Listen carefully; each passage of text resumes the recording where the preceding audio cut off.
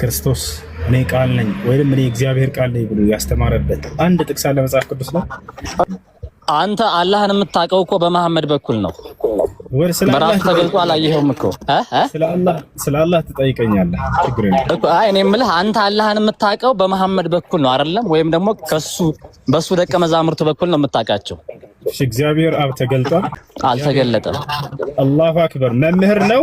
እግዚአብሔር አብ አልተገለጠም ማለት ያልተገለጠ አምላክ እያለ ሲያሾፍ ነበር። አልተገለጠም ማለት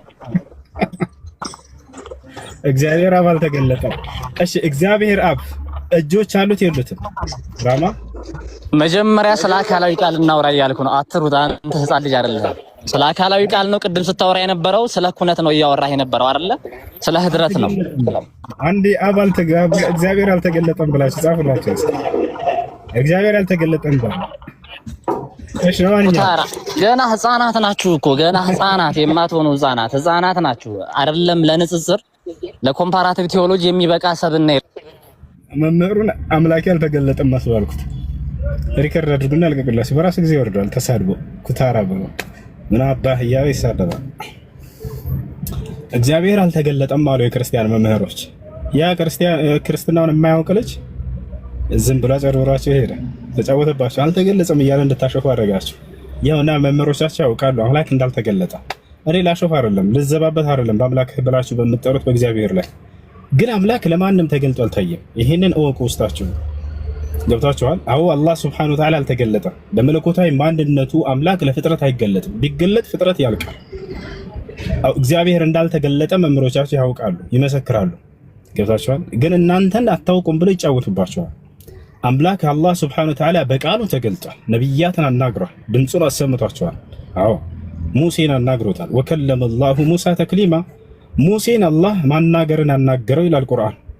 ሚንሁም መን ከለመ አላህ አላህ ከነቢያቶች መካከል ያናገርኩት አለ ብሎ ተናግሯል። በቃሉ ተገልጦላቸዋል።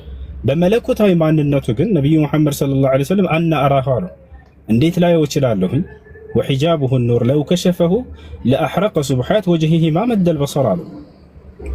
በእርሱና በፍጥረቱ መካከል ያለውን ብርሃናማ ግርዶሽ ቢገልጠው ፍጥረታት ሁሉ ባለቁ ነበር አሉ።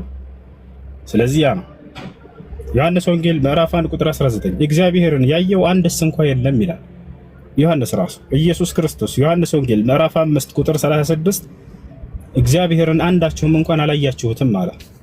እግዚአብሔርን ያየው አንድስ እንኳ የለም አልተገለጠም። አንደኛ ጢሞቴዎስ ምዕራፍ 6 ቁጥር 16 የማይሞተውም እርሱ ብቻ ነው ይላል። አንድም ሰው እንኳን አላየውም ይላል፣ ሊያየውም አይቻለውም ይላል። ማንም ሊቀርበው በማይችል ብርሃን ውስጥ የሚኖራል። ክብር ለዘላለም ለእርሱ ይሁን አሜን ይላል። አንድም ሰው እንኳን አላየውም፣ አልተገለጠም። ይሄ መምህር ምን አለ? እግዚአብሔር ተገልጧል ወይ ስንለው አልተገለጠም ማለት። ይሄ ትክክለኛው መልስ ነው። ገብታችኋል አይደል? ያ ነው። እቺ ነበር አይደል ያገኛችሁት? በሌላው እንዳለ እንደተበላ ስላወቁ አልተገለጠም በሚለው ራሳቸውን ያጽናኑ ነበር። ያ አምላካችን አልተገለጠም። ሌላው እንዳለ የተጠየቀውን ጥያቄ እንዳልመለሰ ያውቃሉ። ገብታችኋል? ክርስቶስ ሲነሳ ያየው ማን አለ? ወፍ አልተመለሰም። አምላክ አለው? አዎ። ያንን ፍጡር ታመልከዋለህ? አዎ አመልከዋለሁ። ገብታችኋል? እንዳለ ጥያቄዎች ነው። ለማንኛውም ጥያቄ አለ። እንዴት ነህ? ደህና ነው። እግዚአብሔር ይመስገን።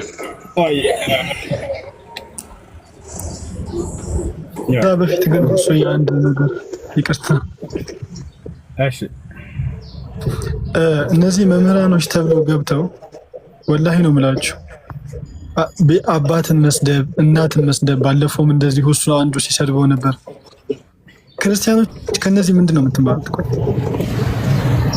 እንደዚህ ቤተሰብን እየተሳደቡ ወላጁ መምህር ነኝ ይላል፣ ከዛ ግን ይሳደባል፣ ወላጅን ይሳደባል፣ ቤተሰብን ይሳደባል። ምንድን ነው ከነዚህ የምትማሩት? የምር እነዚህ ናቸው የሚያስተምሯቸው? ከነዚህ እውቀት ትቀስማላችሁ? 2000 ምናምን ሰዎች ከነዚህ እውቀት ትቀስማላችሁ? እዚህ ያላችሁ ክርስቲያኖች ምን አባህ እናትህን ምናምን እያሉ የሚሳደቡ እንደሰማችሁት ማለት ነው። ወላሂ ነው የምላችሁ።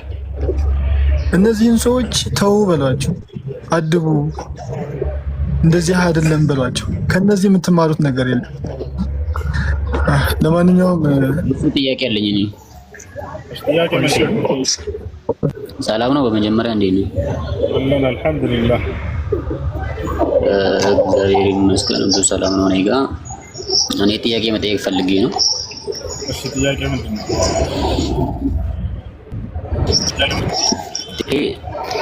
በቁርአን አላህ ስንት ነው የሚለው ነው። አላህ ስንት አላህ አላችሁ ሙስሊሞች ማለት ነው?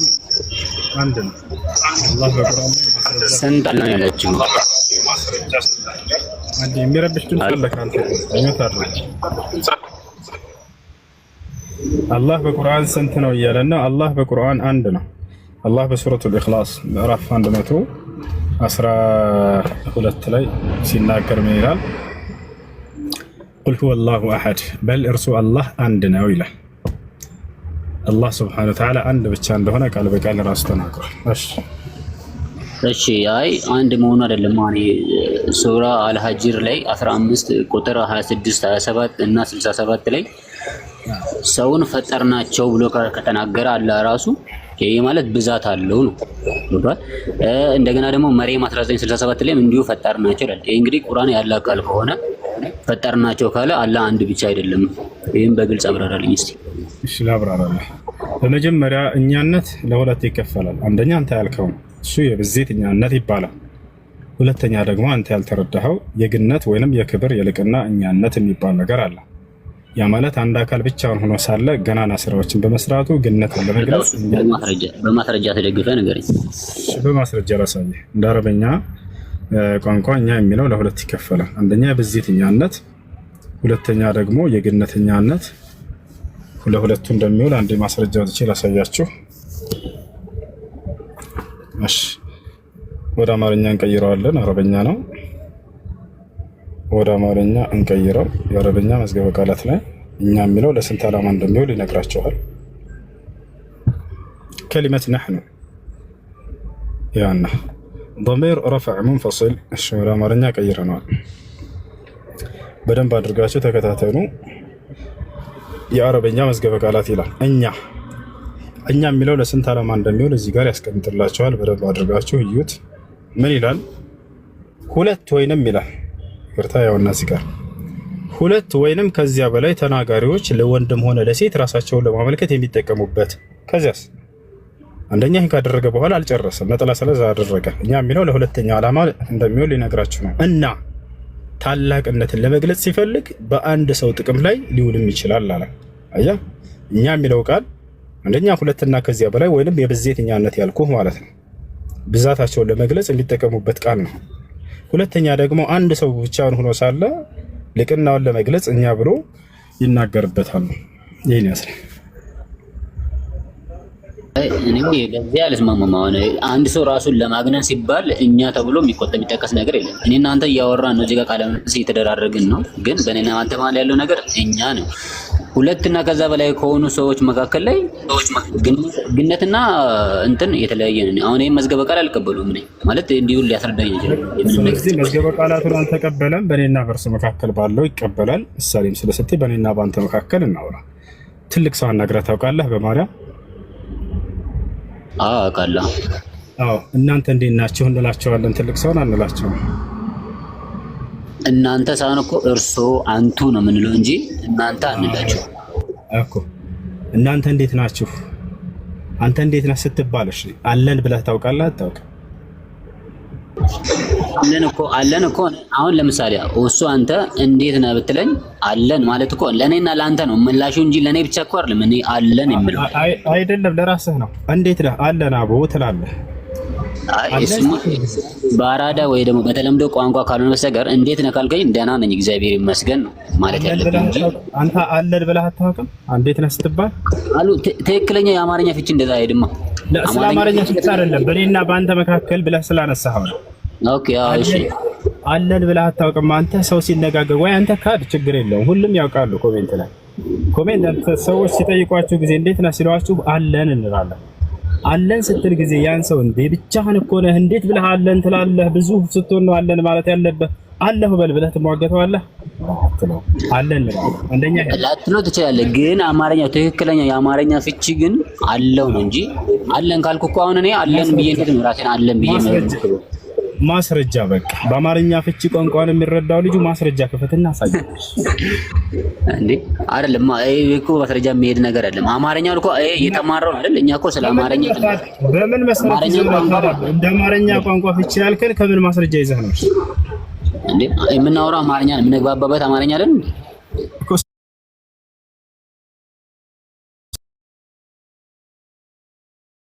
ይሄ ነው የመጀመሪያው ነው። ሁለተኛ አንድ አካል ብቻውን ሆኖ ሳለ ራስን በብዜት መጥራት የለበትም ነው አይደል ያልከው? አዎ አንድ አካል እያለ ራስን በብዜት መጥራት የለበትም ነው። በጣም ጥሩ። አሁን በገዛ መጽሐፍህ ላይ ልታይ ነው። አሁን ተዘጋጅ።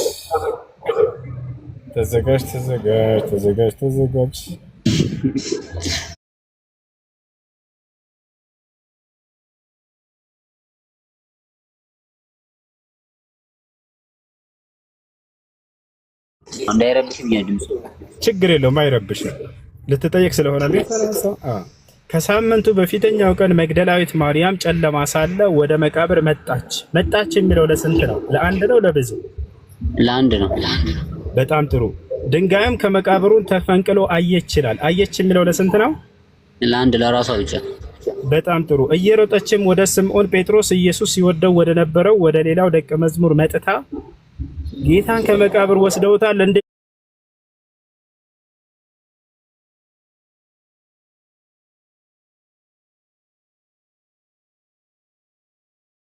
ሳለች ራሷን በብዜት ገለጸች። አናውቅም ብላ ተናገረች። የጌታ ሰው አይደለም። መጀመሪያ አንድ ጋር ውዙ አሁን እዚህ ጋር በሌላኛው ወንጌል እንትን ላይ ማን ነው ወንጌል ላይ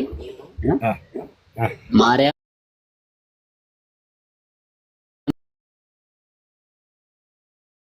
ሄደን አጣ ነው ብሎ ለደቀ መዛሙርቱ ተናገሩ። እዚህ ጋር የተናገረችው በዛኛው ወንጌል በሌላ እሺ። ስለዚህ እዚህ ቦታ ላይ ዮሐንስ ይሄን ነገር አምኖበታል። ዮሐንስ አንዲትን ግለሰብ በብዜት ይገልጻል። አንደኛ ይሄ ነው። ሁለተኛ ሙሴ ስንት ሰው ነው? ሙሴ አንድ ነው። ሙሴ አንድ ነው። ኤሎሄም የሚለው ይሄ ለስንት ግለሰብ የሚሆን ነው? አማልክት ነው አይደል? ኤሎሄም የሚለው ለስንት አካል ነው? እሱን ቃል እንጂ ለስንት እንደሆነ እሱን አላውቀውም። እሺ ለማንኛውም ሄዳ ዕብራይስጡን ስትተረጉመው ጊዜ አማልክት ብሎ ያስቀምጠዋል ሙሴ። ስለዚህ ኦሪት ዘፍጥረት ምዕራፍ 7 ቁጥር 1 ላይ እኔም በፈርዖን ላይ ኤሎሄም አድርጌሃለሁ አማልክት አድርጌሃለሁ ይለዋል። ሙሴ አንድ ሆኖ ሳለ አማልክት ተብሎ ተጠርቷል። አማልክት የሚለው ለብዜት ነው አይደል? አምላክ አድርጋለሁ እንጂ አድርጋለሁ ነው ያለው። አማርኛው ላይማ አምላክ አድርጌሃለሁ ብሎ ተርጉመውልሃል። ሂድና ዕብራይስጡን ግን ወደ አማርኛ ቀይረው አማልክት ነው የሚለው። እሺ እና ምን ለማለት ይፈልኩና አንተ? ስለዚህ አንድ ግለሰብ ሆኖ ሳለ ሙሴ አማልክት አደርጋለሁ ተብሎ በብዜት መጽሐፍ ቅዱስ ላሳየህ አውጥቼ አሳየኝ። እሺ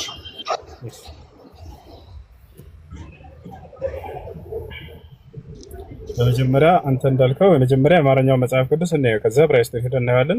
ኦሪት ዘጸአት ምዕራፍ 7 ቁጥር 1 ላይ እግዚአብሔር ሙሴን አለው እኔ ለፈርዖን አምላክ አድርጌሃለሁ ለወንድምህም አሮንን ነብይ ይሆንልሃል ይለዋል።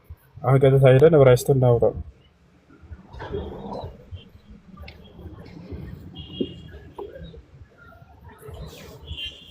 ኦሪት ዘጸአት ምዕራፍ 7 ቁጥር 1 ላይ እንግባ። ወደ አማርኛ እንቀይረው። አምሃሪክ እሺ፣ እዚህ ጋር ሂብሩ የሚለው ላይ ትገባለህ። ሂብሩ ላይ ገባን። ኦሪት ዘጸአት ምዕራፍ 7 ቁጥር 1 ወደ አማርኛ እየቀየረው እንሄድ።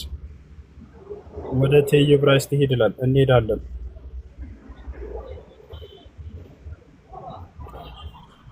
እሺ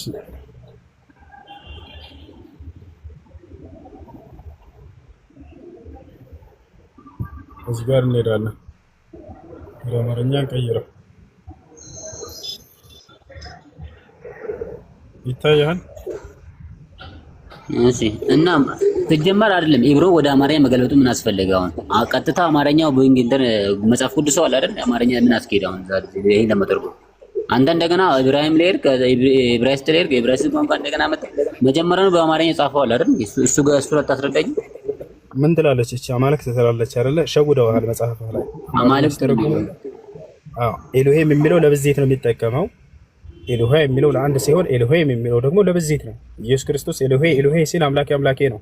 ኤሎሄም የሚለውን ደግሞ ያው ተመልከት፣ እዚህ ጋር አማልክት ብሎ ነው የተረጎመልህ። እዚህ ጋር ሙሴ አምላክ ከሆነ እንደውም እግዚአብሔር አምላክ አድርጎ ሊሾሙ ይችላል እንጂ አማልክት ሊሆን አይችልም። አንድ ሰው እንዴት ነው በብዛት የሚጣራው? አሁንም ያልገባኝ ነገር ይሄ በጭራሽ አማርኛ የዕብራይስጡን ሄደህ ስታየው ጊዜ አማልክት ብሎ በብዜት ጠርቶታል። አንደኛ እሱ፣ ሁለተኛ ዮሐንስ ወንጌል ምዕራፍ 20 ከቁጥር 1 ጀምረህ ስታነበው መግደላዊት ማርያምን በብዜት ጠርቷታል። እዚያም ላይ አለ። ምን ትላለህ? እሱንስ ይሄ ዮሐንስ ላይ ነው። ዮሐንስ እሷ እኮ የሄደችው ከብዙዎች ጋር ነው የሄደችው። ስንት ናቸው ወደ መቃብር የሄዱት? ስንት ናቸው? በይበልጥ እሷን ስለጠቀሳት እንጂ ከእሷ ጋር የሄዱት አሉ። ሌሎችን መግደል ወደ መቃብር የሄዱት ስንት ናቸው? ኢየሱስ ክርስቶስን መቃብር ነው። እኔ እነሱን አላውቃቸውም። እኔ መጽሐፍ ላይ እንዲህ በጥቅስ ስላላስኩ ነው። ገብቷል። ግን ይጋጫል። አንድ የምነግርህ ነገር ዮሐንስ ማርያም ይጋጫል። ዮሐንስ ማርያም ነች የመጣችው ይላል። ማርቆስ ማርያም ብቻዋን አይደለችም፣ ሌላ ሁለተኛ ማርያም አለች ይላል። ማቴዎስ መጣና ሁለታችሁም ተሳስታችኋል፣ 3 ናቸው አለ።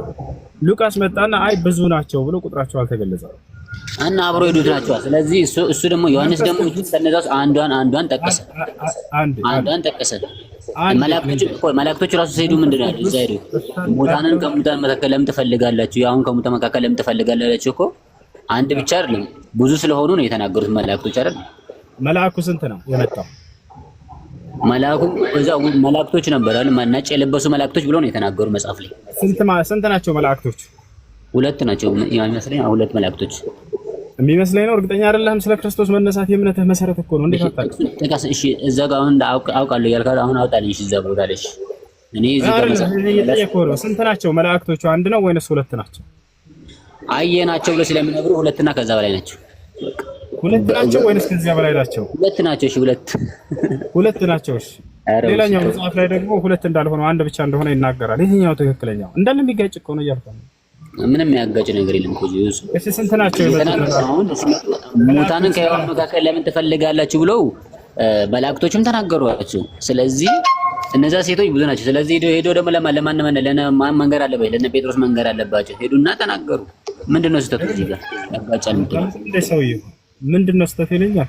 ስንት መልአክ ናቸው አልኩህ? 2 ናቸው አልከኝ። አንድ እንደሆነ ላሳየህ አልኩህ። ይጋጫል ስልህ አይጋጭም አልከኝ። ግግም አልከህ በራስህ ጊዜ። 2 ናቸው። አንደኛው 2 ናቸው አንተ እንዳልከው፣ ሌላኛው ደግሞ አንድ መልአክ እንደሆነ ይገልጻል። እሺ ሰው ናቸው መልአክ እዚያ ቦታ ላይ የነበሩት?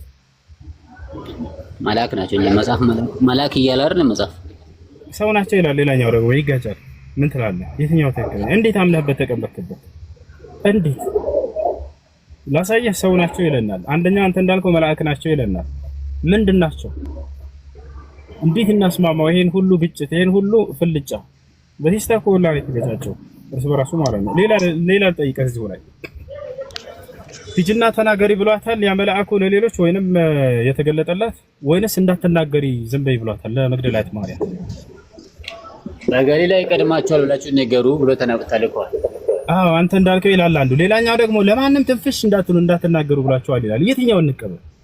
ሌላ ልጨምርልህ። እሺ ሌላ ጨምር። ምክንያት አለ እኮ አሁን ይሄ ሁሉ የሚናገረው እኮ ማብራሪያ አለው። እሱ አሁን አንተ ቀጥታ ዳይሬክት እንደምትናገር ማብራሪያ አለው እያሉ ሸወዳችሁ። መጽሐፉ ጋር ይጋጫል። ልንገርህ። እሺ መግደላዊት ማርያም ስትመጣ ጊዜ ፀሐይ ከወጣ በኋላ ነው የመጣችው ወይንስ በጨለማ ፀሐይ ሳይወጣ በፊት ነው የመጣችው? ይሄን ዲፕሊ አላነበብኩትም። እሺ ሂድ። አንደኛው ፀሐይ ከወጣ በኋላ ነው ይለናል። ሌላኛው ይመጣና ፀሐይ አልወጣም ጨለማ ነበር ስትመጣ ይለናል። እሺ ሌላኛው መግደላዊት ማርያም ስትመጣ ጊዜ ድንጋዩ ተንከባሎ ነው ያገኘችው ከመቃብሩ ላይ ወይንስ የሚያንከባልላትን ሰው እንዳድስ ትፈልግ ነበር? ተንከባሎ ይላል አንደኛው። ትክክል ነህ። ሌላኛው ደግሞ የሚያንከባልላት ሰውን ትፈልግ ነበር ይለናል። የትኛውን ነው የምንቀበለው? የሚያንከባልል ስትፈልግ የሚል የለም፣ ግን ተንከባሎ ነው ያገኘችው። ና ትፈልግ ነበር ና አላሳየህ።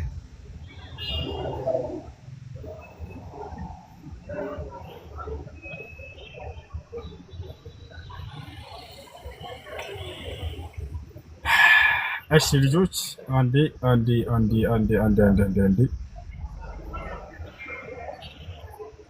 አንዴ ሜት አድርገው የሚረብሽ ድምፅ ስላለ ሜት አድርገው ምን እንደሚል ላሳያችሁ።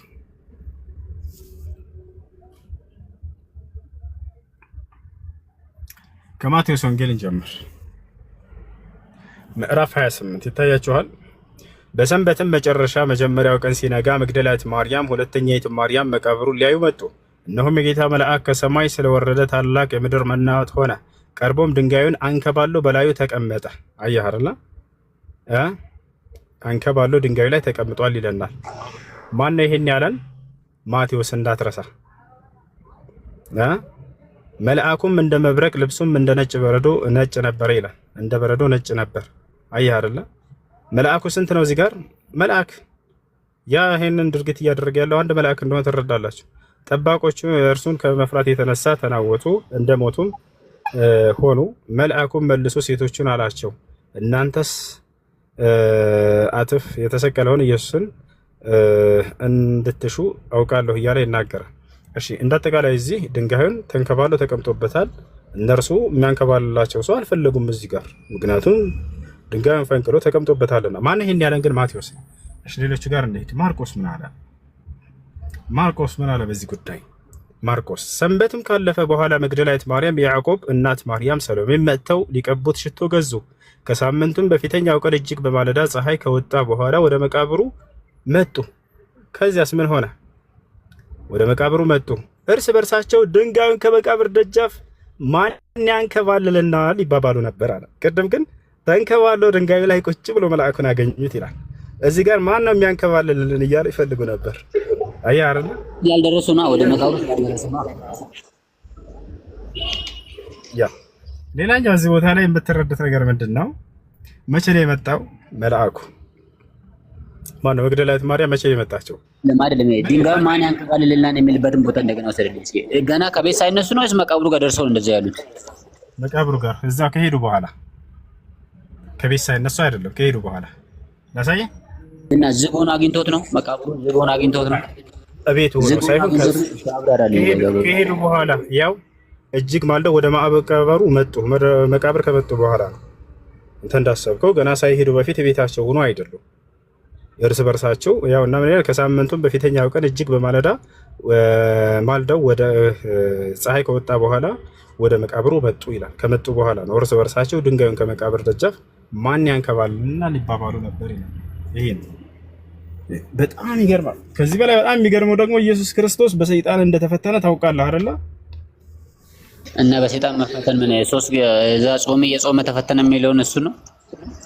እንደ አምላክ በሰይጣን ይፈተናል።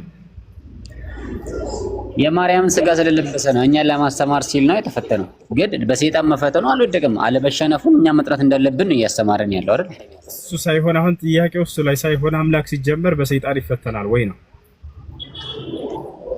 እሱ መፈተን ኃይል የለውም። ግን እኛን ለማስተማር ሲል ተፈተነ። እኛ ማለፍ ያለብንን መንገድ ነው ያሳየን። ገብቷል? ለምን ተፈተነ ሳይሆን ፈጣሪ ይፈተናል ወይ ለሰይጣን ነው ጥያቄው። ለምን ተፈተነ ስለ የዛኔ እኛን ለማስተማር ወደሚለው እንሄዳለን። እሱም ላይ ችግር የለውም።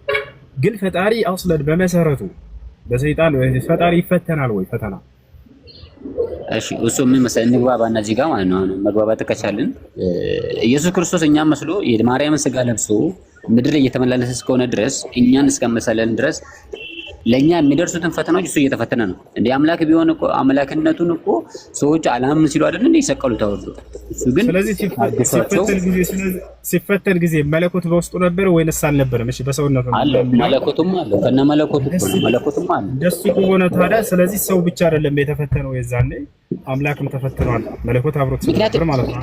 የሰይጣንን የአሰራር ስልጣን ለመስበር ሲል እኮ እንደ ሰው መታገስ አለበት። አዳምን ለማድረግ ለምን ስለ ጊዜ ዛኔ ተመልስልኛል። አሁን የዛኔ የተፈተነውን አካል ግለሰብ እየጠየቅኩህ ነው። የተፈተነው አካል ፈጣሪ ነው። ያኔ መፈተን ነበረበት። መፈተን ነበረበት እሱ። ስለዚህ ፈጣሪ ይፈተናል አይደለ? በሰዓቱ ነገርኩህ። 33 ዓመት ሙሉ በምድር ላይ ሲመላለስ መፈተን ነበረበት። ግን ከዛ በኋላ ግን ማንም ሊፈትነው አልችልም። ከዛ በኋላ ጥያቄው እሺ፣ ፈጣሪ ይፈተናል አይፈተንም? እሱ እንግባባ፣ እሱ ማርያምን እንግባባ። እዚህ ጋር አንድ ነገር ልል የምፈልገው ነገር ኢየሱስ ክርስቶስ ሲወለድ መጀመሪያ ለአዳምን ዕዳ በደል ለማንጻት ነው የመጣው ብለን እናምናለን እኛ በመጽሐፍ ቅዱስ። ሁለተኛ ከድንግል ማርያም ከተወለደ በኋላ እንደ ሰው እንደኛ በምድር ላይ ሲመላለስ እኛን ለማስተማር ልነግርህ እኮ ነው። እና እየነገርከኝ አይደለም። አሁን አንተ ለአንተ እምነት የከፈለልህን መስዋዕት እየገለጽክልን ነው። እሱን አይደለም እኔ ጥያቄ እኔ ማምነው እየነገርኩህ ነው። እኔ ማምነው እየነገርኩህ እኮ የተጠየቀውን አይደለም እየመለስክ ያለኸው። እኔ ደግሞ የተጠየቀውን እንድትመልስ ነው። ፈጣሪ ይፈተናል ወይንስ አይፈተንም? የሰውን ስጋ ለብሶ እስከመጣ ድረስ መፈተን ነበረበት፣ ተፈትኗል። ቻው ቻው። ቆይ እንዳትወጣ እና ምን ልበለው? እሱ አንተ እኮ በቃ መስማት የፈለግከውን ብቻ ነው እየጠየቀኝ። ገብቶሃል? ከእኔ ስህተት ነው የፈለግኩት አይደለም። ታዲያ ጥያቄውን እኔ ይሄንን ጥያቄ መመለስ አልችልም። አንድ ነገር ነው። እኔ ግን ጥያቄ ግልጽ ነው። ፈጣሪ ይፈተናል አይፈተንም? ይፈተናል ከሆነ ይፈተናል ትልና የተፈተነው እዚህ ለዚህ ነው ትለናለህ። ረጋ በል። አይ ፈጣሪ አይፈተንም ከሆነ አይፈተንም ብለህ ትዘጋዋለህ ማለት ነው። ገብቶሃል? ፈጣሪ ይፈተናል ወይስ አይፈተንም? ኢየሱስ ክርስቶስ በገዳማ ቆሮንቶስ በ40 ቀን ሌሊት 40 ቀንና 40 ሌሊት ከጾመ በኋላ በሰይጣን ተፈተነ የሚለው ነገርኩህ እኮ። ተፈተነ የሚለው ነገር መፈተን ነበረበት እዚህ ምድር ላይ በእኛን ስጋ እስካለበሰ ድረስ። ግን በስጋው ስልጣን ከሞቱ ደግሞ ከተነሳ በኋላ መቃብሩን ፈንቅሎ ከተነሳ በኋላ የሚፈትነውን ሰማ አልነበረም። ከዛ ከመምጣቱ በፊት ኢየሱስ ከድንግል ማርያም ከመጸነሱ በፊትም ተፈትኖ አያውቅም። በቃ ይሄን ነው በቃ ጥያቄው ልክ እንደዚህ ነው። በቃ ሁልጊዜ ይመልሱት መሆን ያለበት እንደዚህ ነው። እሱ አይደል? ጥያቄውን አልመለስክም አንተ። የራስህን እምነት ነው አሁን ለምን ተፈተነ የሚለውን ነው እየገለጽክልኝ ያለው። እኔ ደግሞ ለምን ተፈተነ ሳይሆን ይፈተናል ወይ ፈጣሪ ነው ጥያቄ። ፈጣሪ እሺ፣ ፈጣሪ አይፈተንም። እሺ፣ በጣም ጥሩ። ስለዚህ ኢየሱስ ክርስቶስ ፈጣሪ አይደለም ማለት ነው። ፈጣሪ መስማ ፈጣሪ ነው። ነገርኩህ እኮ ምድር ላይ ያለ ማድረግ ነበረበት። አሁን እኮ እዛ ተሰቅሎ ባለበት ሰዓት ላይ እስኪ አንተ አምላክ ውረድ ሲሉ እንትን ሲፈታተኑት ያንን ነገር ቢያደርግ የአዳምን ቃል ኪዳን ሊፈርስበት ስለሚሆን ታገሰው እንደ ሰው። አሁን የመለሰው ሁለተኛው መልስ እኔ ስፈልግ የነበረው መልስ ትክክለኛ የሚያምንበት መልስ ነው። መልሶት ፈጣሪ አይፈተንም። ገብታችኋል? አንተ ይሄን እኮ አሁን ይፈተናል ብል ደግሞ ሌላ ነገር ነው የምትናገረው። አውቃለሁ ይሄ ነገር ለምን ማለት የለብህም። መግባባት መቻል አለብን። መጽሐፍ ላይ ላሳየህ። አምላክ አይፈተንም። ትክክለኛውን ያልኩህ የፈለኩት መልስ መጽሐፍ ላይ ያለ መልስ ነው።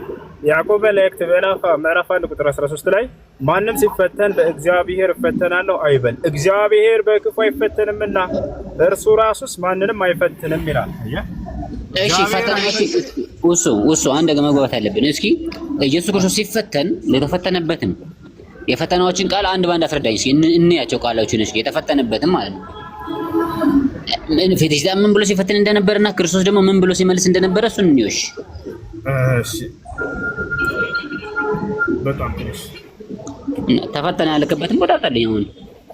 እሺ በመጀመሪያ ያ ነገር እዛ ቦታ ላይ ግጭት ስላለ እኔ ስህተት ነው ብዬ ነው የማምነው። ለምን እንደሆነ ላስረዳ። በአንድ ክስተት ላይ ግጭት መገኘቱ ያን ነገር ታማኝነት እንዳይኖረው ወይንም ሐሰት እንዲሆን ያደርገዋል። ክርስቶስን የፈተነው ማን ነው? ዲያብሎስ። ልብ በሉ። ዲያብሎስ ኢየሱስ ክርስቶስን ሲፈትነው ጊዜ መጀመሪያ የፈተነበት ቦታ የት ነው? ወይንም መጀመሪያ የወሰደበት ቦታ የት ነው? በማርያም ታውቀዋለህ። ሲፈትነው ሁለት ቦታዎችን እንደወሰደው ማቴዎስ ወንጌልም ላይ ሉቃስ ወንጌልም ላይ ተቀምጧል። ምዕራፍ 4 ከቁጥር 1 ጀምሮ የሁለቱም ማለት ነው። ታዲያ ክርስቶስን ሲፈትነው ጊዜ ወዴት ነበር መጀመሪያ ወስዶ የፈተነው ይላሉ እነዚህ ወንጌላቶች። ታውቃለህ ወይንስ እኔ ልንገርህ? ንገረኝ አንተ። አይ ልንገርህ።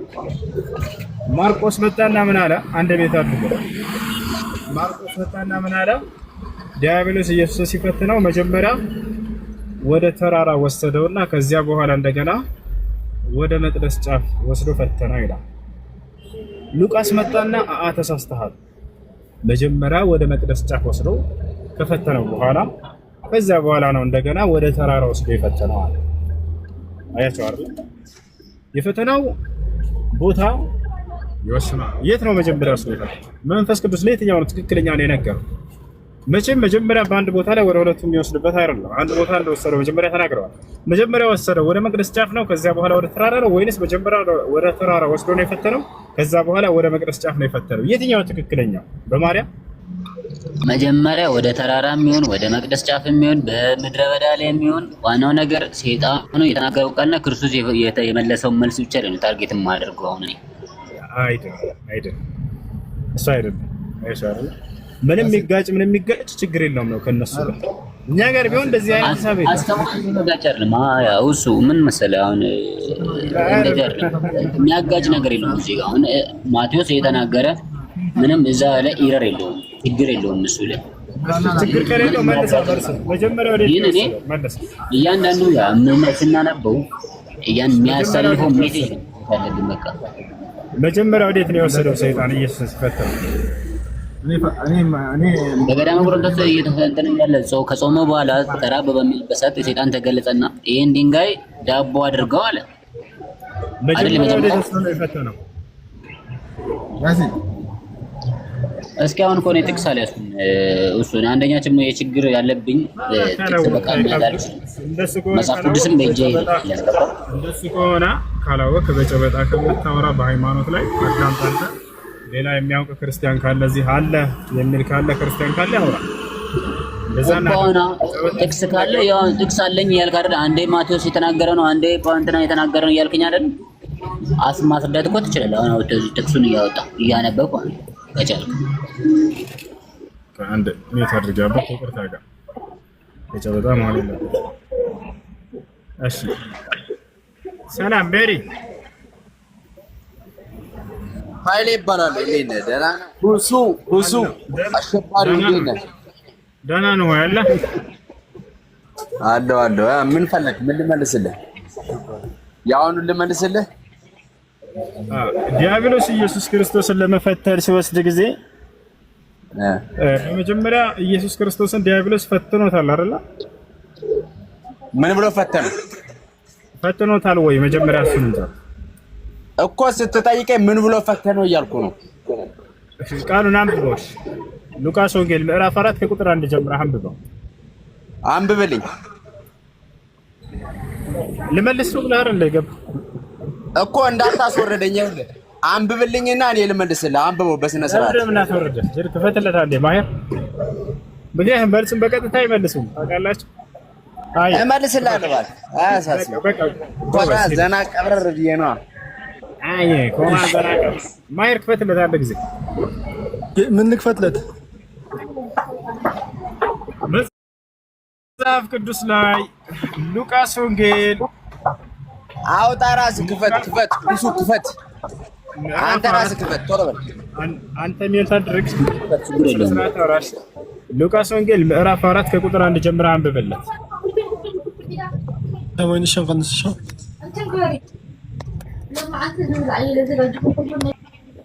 አንብብ። አሁን በል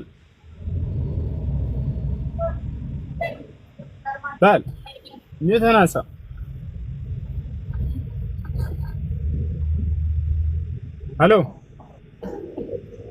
ሄሎ እየሰማሁ ነው።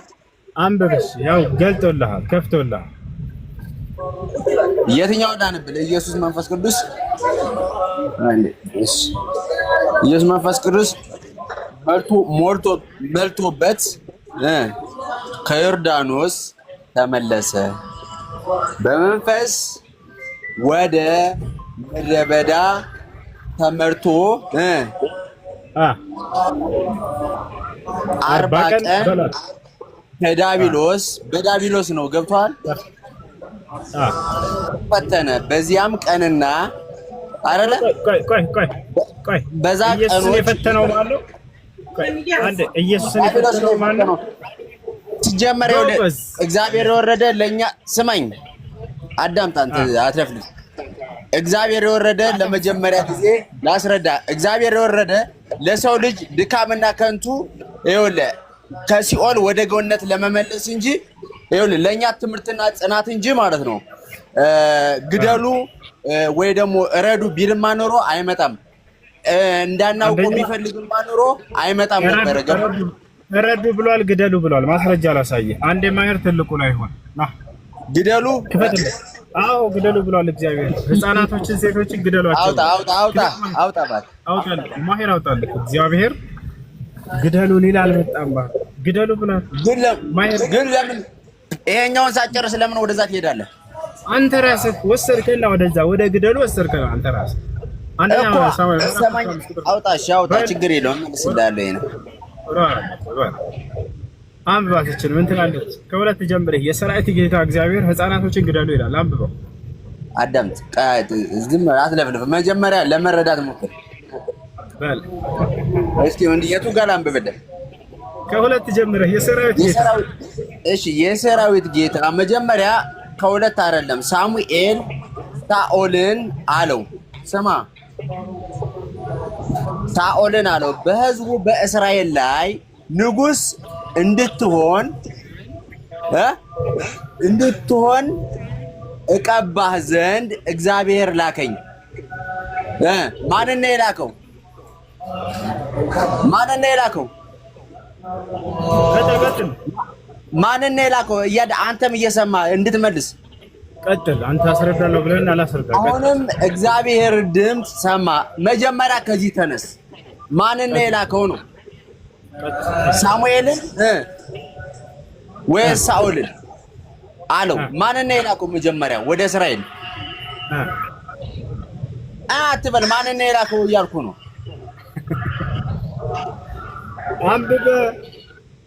አንብበህ አትበል። ማንን ነው የላከው? ዝም ብለህ እያዳመጥክ አንተም እራስህ አንተ ስርዓት የለህም። አንብብና መጽሐፍን ከዛ አስረዳን። ዋጋ የለም እባክህ። ዝም ብለህ ማያውቁትን አንገራገር። ቻው እባክህ። ወጣች በራሷ ጊዜ ይሄ ነገር እስኪ እሱ ማለት ለምን ወደዚህ ነጥብ የመጣችሁት? እሱ እግዚአብሔር ግደሉ አላለንም እያለ ነው። ያው እዚህ ጋር ደግሞ የሰራዊት ጌታ እግዚአብሔር ህፃናቶችን ግደሏቸው ይላል፣ ሴቶችን ግደሏቸው ይላል። ያንን ላለማንበብ እዛ ላይ ማንን ያለው እያላውቆ ያችን ገታቸው ያለችው ለመሸሽ ጥረት እያደረገ ነው። ቅድም ማየር እንደዛ ከሆነ ያኛውን ጥቅስ ያወጣና እናውራ ታዲያ። ቅድሙ ላይ ስለ ኢየሱስ ክርስቶስ መፈተን ይሄን ጨረስክ? እግዚአብሔር ገዳይ እንደሆነ አወቅክ? እግዚአብሔር ገዳይ አይደለም። እሺ እግዚአብሔር ግደሏቸው ይላል። አንዴ አስነብብ አውጣለሁ።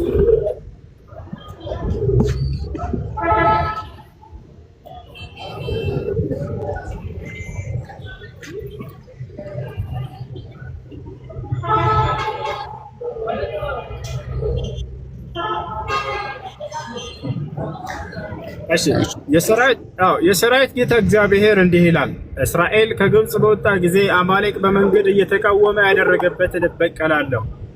አሁንም ሄደህ አማሌቅን ምታ፣ ያላቸውንም ሁሉ ፈጽመህ አጥፋ፣ አትማራቸውም።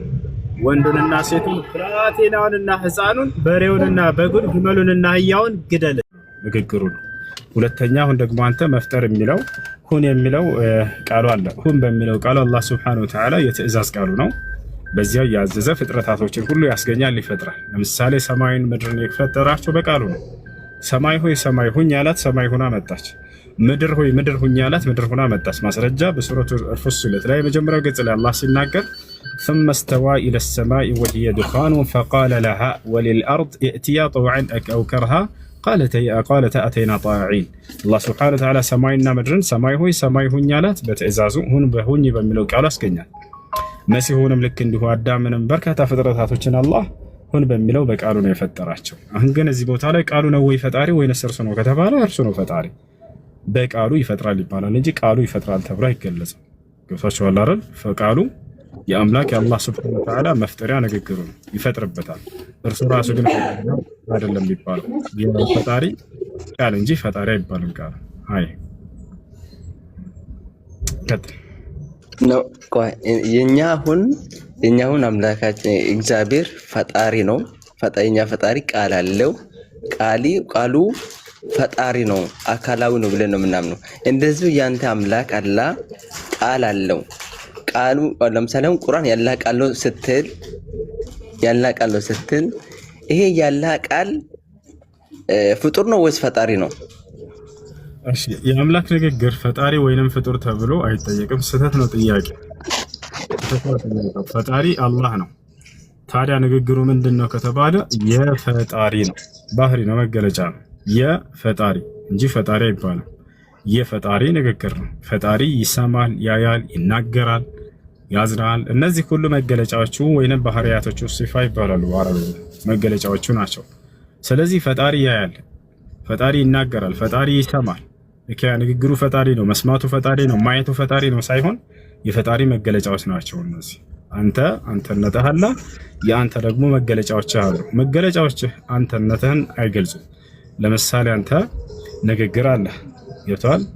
ንግግርህ ማራናታ ነው ወይንስ የማራናታ ነው? የማራናታ ነው እንጂ ማራናታ አይደለም። ገብቶሃል አይደል? ያ ነው አንተነትህ አለ። ከአንተ ደግሞ የሚገኙ መገለጫዎችህ የአንተ ናቸው እንጂ አንተ ናቸው አይባልም። እጅህ አለ፣ ለምሳሌ አንተ ማራናታ ነህ አይደል?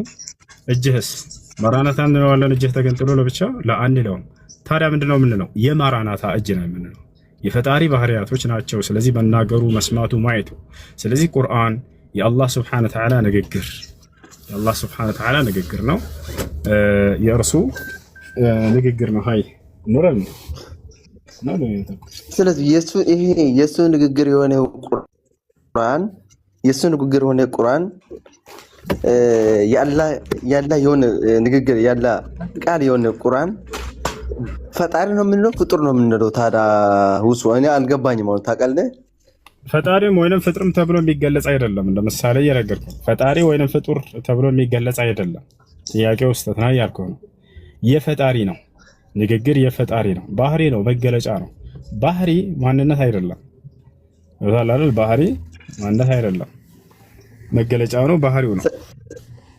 ስለዚህ ቁርአን ፍጡሩም ፈጣሪም አይባልም ማለት ነው አይደል? አዎ አንተ ፈጣሪ ነው ብለህ ነው የምታምነው? የፈጣሪ ንግግር ማራናታ። ለምሳሌ የኛ አምላክ ቃል አለው፣ ቃሉ ፈጣሪ ነው፣ አካላዊ ነው፣ መፍጠር ይችላል ብዬ ነግሬያለሁ። ለምሳሌ ጌታችን መድኃኒታችን ኢየሱስ ክርስቶስ ቃል ነው። መጽሐፍ ቅዱስ የፈጣሪ ቃል ነው አይደለም? አዎ የፈጣሪ ቃል ስንል ግን መጽሐፍ ቅዱስ የፈጣሪ ቃል ነው ስንል ግን እንደ ክርስቶስ አይደለም። የፈጣሪ ቃል ከሆነ የፈጣሪ ቃል ፈጣሪ ነው፣ መጽሐፍ ቅዱስ ፈጣሪ ነው ማለት እንችላለን ወይንስ የፈጣሪ ንግግር ነው የምትለው? የፈጣሪ ንግግር ነው ማለት ነው። እንደዛ ነው እኛም ያለን እንደዛ ነው። የፈጣሪ ንግግር ነው ግን ፈጣሪ ነው ማለት አንችልም። እኛ ፈጣሪ ነው ቁርአን አይባልም። የፈጣሪ ንግግር ነው፣ እርሱ ተናግሮታል። ገብተዋል አይደል? ለሰዎች መመሪያ ይሆን ዘንድ ተናግሮታል። አንተ ክርስቶስ አካላዊ ቃል ነው ብለህ ተናግረሃል። ክርስቶስ አካላዊ ቃል ነው የሚል መጽሐፍ ቅዱስ ላይ የለም። ለምን? አሁን ክርስቶስ እኮ በአካል እኮ ተገለጠ። መጀመሪያ ቃል ነበረ፣ ቃልም ስጋ ሆነ ይላል ዮሐንስ 1 ላይ መጀመሪያ ቃል ነበረ፣ ቃልም ስጋ ሆነ ስንል የክርስቶስ ነው አሁን ይሄ የምናገረው። ስለዚህ ይሄ ቃል ሲባል ምን አይነት ቃል ነው? የክርስቶስ ቃልነት ይሄ ቃል የተባለ ክርስቶስ ነው አይደለም? ይኸውልህ ክርስቶስ እኔ ቃል ነኝ ብሎ አላስተማረም። ታዲያ እና ዮሐንስ ቃል ሲሉ ምን ለማለት ፈልገው ነው የሚለውን መጽሐፍ ቅዱስን ሙሉ ማየት አለብን። ክርስቶስ የትኛውን ቦታ ላይ እኔ ቃል ነኝ ብሎ አያውቅም፣ ወይንም እኔ የእግዚአብሔር ቃል ነኝ ብሎ አያውቅም በፍጹም። ይሄ የክርስቶስ ትምህርት አይደለም። ታዲያ እነሱ ቃል ሲሉ ምን ለማለት ነው ከተባለ በነቢያት የተገባ የተስፋ ቃል ነበር ክርስቶስ ማለት ፈልገው ነው። ክርስቶስ ቀድሞ ሲነገርለት ነበር አይደለም? ያን የተስፋ ቃል መሆኑን አይሁዳውያኖች አላመኑም ነበር።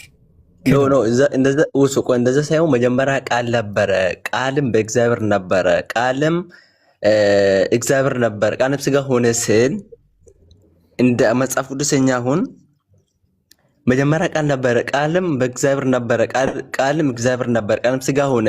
ስጋ የሆነ ደግሞ ከድንግል ማርያም የተወለደ ልጅ ነው፣ እሱም ደግሞ ክርስቶስ ነው። ስለዚህ እኛ በአጠቃላይ ቆይ ንገረህ፣ አጠር አድርገህ ንገረህ። የኛ ፈጣሪ የኛ አምላክ እግዚአብሔር ቃል አለው፣ ህይወት አለው ብለን እናምናለን። ማራናታ ቃሉ የሱ ቃል አካላዊ ነው፣ መፍጠር የሚችል ነው። መፍጠር ይችላል ቃሉ ማለት ነው። በቃሉ መፍጠር ይችላል። እንደዚሁ ያንተ የኔ ጥያቄ እንደዚሁ እንደኛ አምላክ አንዴ እንድትረዳ ዘንድ ለመረዳት ይሁን። አሁን ቀደም ስላልተረዳህ ነው የክርስቶስን ቃልነት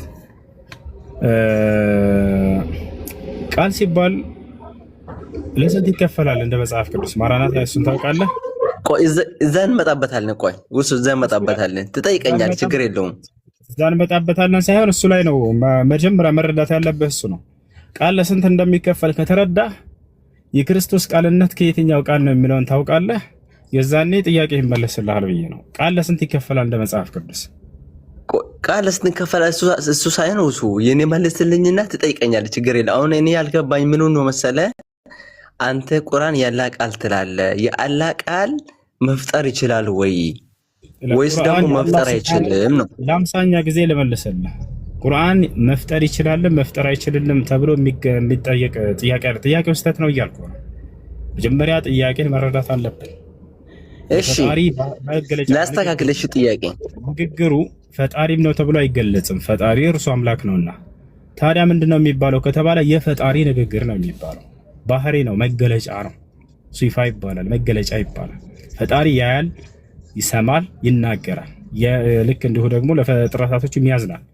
እነዚህ የፈጣሪን መገለጫዎች ፍጡር ናቸው የምትለው ነገር አይደለም፣ ፈጣሪም ነው የምትለው አይደለም። ግን የፈጣሪ ባህሪ ነው የምትለው። አንተ አለህ ለምሳሌ አይደለ? ማነው ስምህ አንተ? ማራናታ። በጣም ጥሩ። አንተ ቃል አለህ የለህም? አለኝ። እኔ አለኝ። ዜሮ ቃል አለኝ። እኔ አሁን ነው ቃል አለህ። እሺ ቃልህ ማራናታ ነው ወይንስ የማራናታ? የማራታ የኔ ንግግር አሁን ካንተ ጋር ሳወራ ከኔ የሚወጣ ንግግር አለ። ይሄ ንግግር አሁን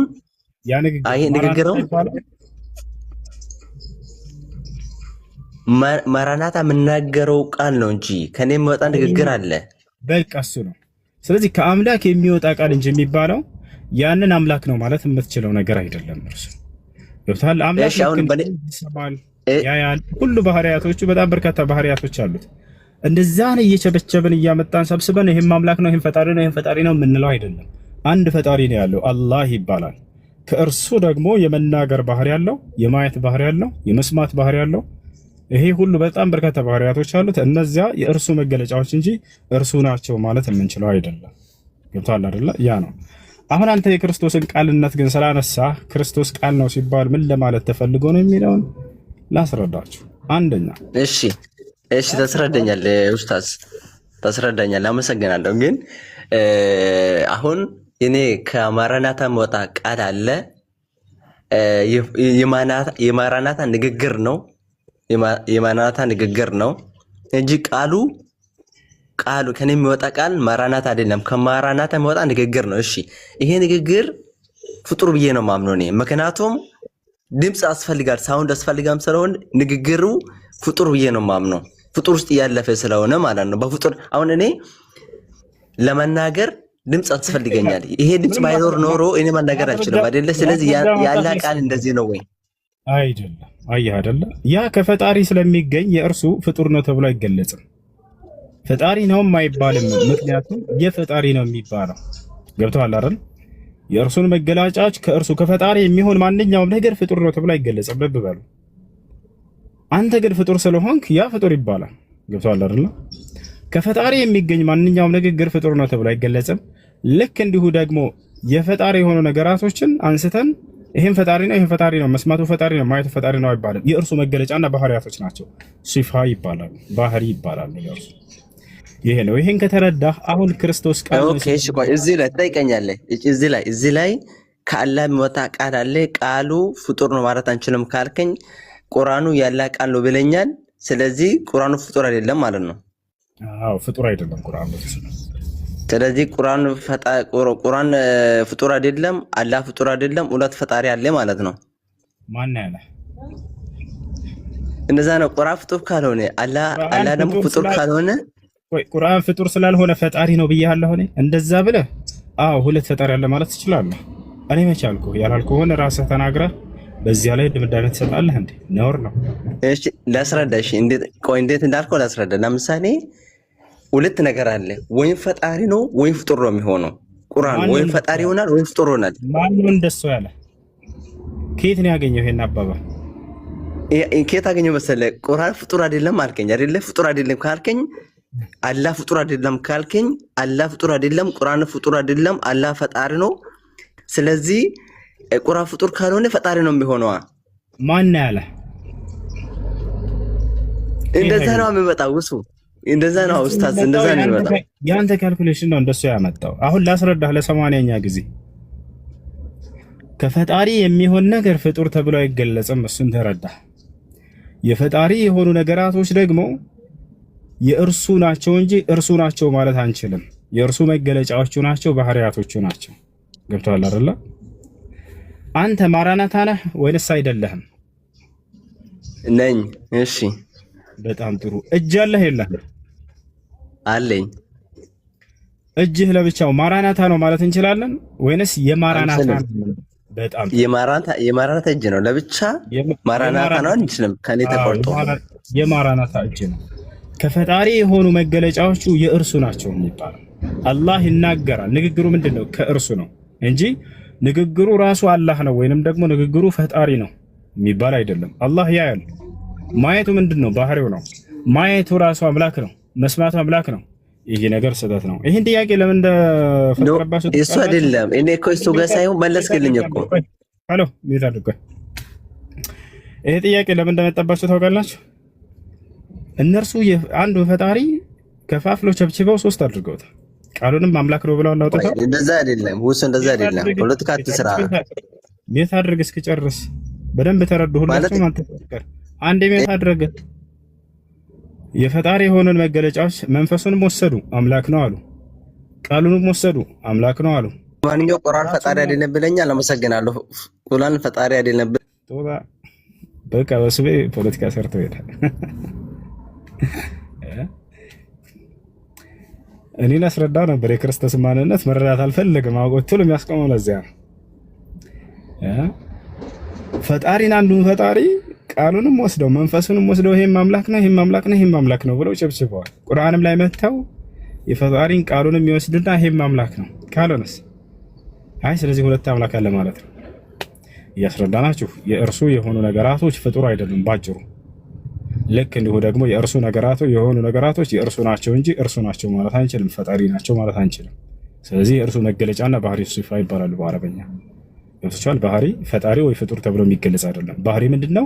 የአንድ አካል መገለጫ ናቸው፣ ያ አካል አይደሉም። ለምሳሌ እያደረኩ በቃሉ ምሳሌ ሰጠሁት፣ በእጁ ምሳሌ ሰጠሁት።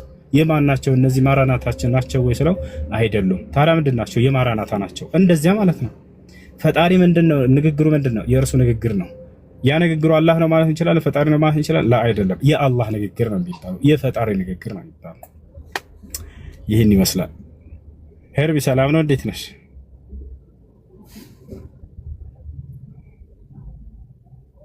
አሁን የክርስቶስን ቃልነት መረዳት የሚፈልግ ካለ ወላሂ ላስረዳችሁ። የክርስቶስ ቃል ነው ሲባል ምን ለማለት እንደተፈለገበት መረዳት የሚፈልግ ነው ካለ ላስረዳችሁ። አይ ጥያቄ አለኝ የሚል ካለ መጠየቅ ይችላል። አለኝ ጥያቄ ሁዙ። እሺ ጥያቄ ምንድን ነው?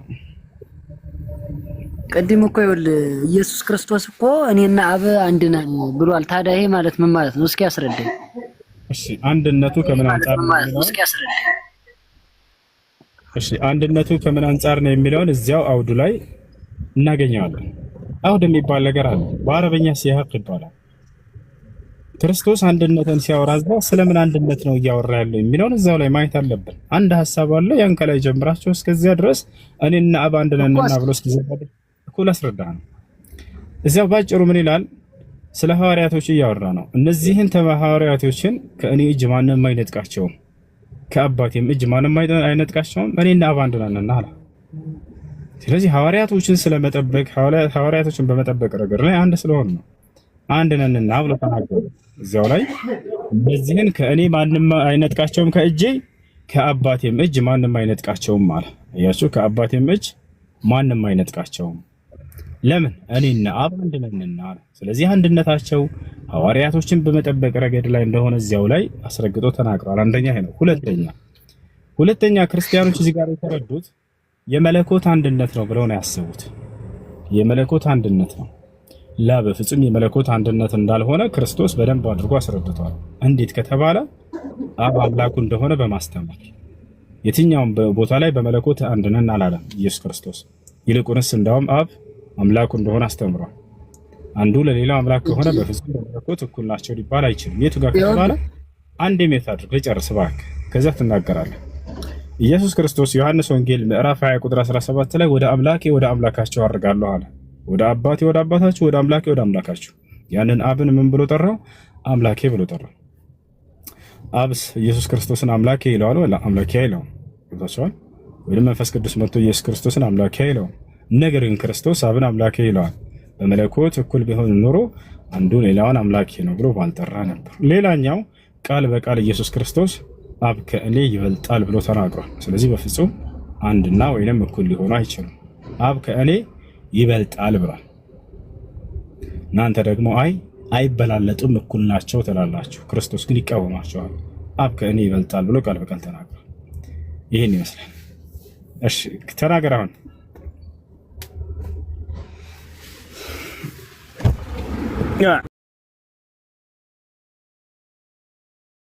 يلا قول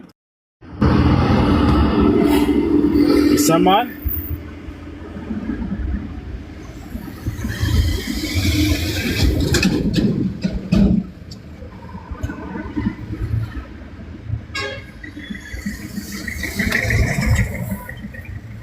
ሰላም ለዚህ ቤት እንዴት ዋላችሁ? እንዴት ቆያችሁ? ሰላም እንዴት አማን ነው? ሰላም እሱ አልሰማኝም።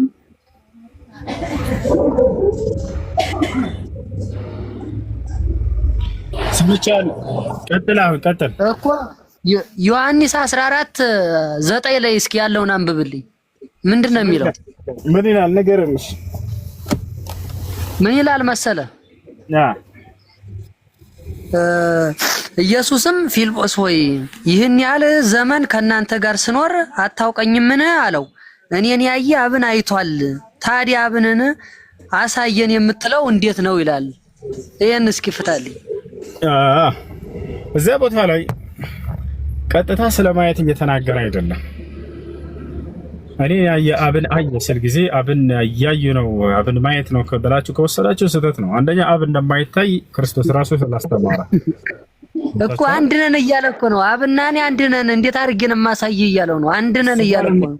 እኔን ያየ አብን አየ አለ እንጂ እሱ ላይ እኔና አብ አንድ ነን እሱ ላይ አይደለም ያለው። እኔና አብ አንድ ነን እኔን አየ ማለት አብንን አየ ያለው እኮ ነው። እዚህ ጋር ከተረዳው ማለት ነው እኮ ተረዳሁኝ። አሁን አብን ቀጥታ ስለማየት አይደለም እየተናገረ ያለው እያልኩህ ነው። እሱን እንጨርስና አብን አያ እኔን ካያችሁ አብን አያችሁ ሲል ምን ለማለት ተፈልጎበት ነው የሚለውን እዛው ላይ ስለምናገኘው አውዱን አንዴ አዳምጥ። እሺ አንዴ አዳምጥ።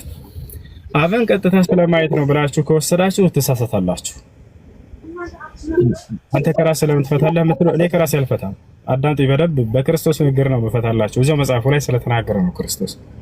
አብን በቀጥታ ማየት ነው ብላችሁ ከወሰዳችሁ ተሳስታችኋል። ለምን ከተባለ ኢየሱስ ክርስቶስ ዮሐንስ ወንጌል ምዕራፍ 5 ቁጥር 36 ላይ አብን አንድም እንኳን አላያችሁትም ብሎ ስለተናገረ፣ ስለዚህ አብ አይታይም፣ አልታየም። አብ ለማንም አልታየም፣ አልተገለጠም። ገብታችኋል? ዮሐንስ ወንጌል ምዕራፍ 1 ቁጥር 19 ላይ እግዚአብሔርን ያየው አንድስ እንኳ የለም ብሏል። ስለዚህ አብ በፍጹም አልታየም። ታዲያ እኔን ካያችሁ አብን አያችሁ ሲል ክርስቶስ ምን ለማለት ፈልጎ ነው ከተባለ እዚያው አውዱ አሁንም ትረዳላችሁ። እኔ እንኳ የምናገረውን ቃል ባታምኑ በእኔ የሚሰራውን እንዲሁም የምናገረውን ቃሌን እያለ ይናገራል። በክርስቶስ በኩል አብ ሁለት ነገራቶችን ያደርጋል። እነዚያን አያችሁ ማለት ከክርስቶስ ልክ አብን እንዳያችሁ ነው።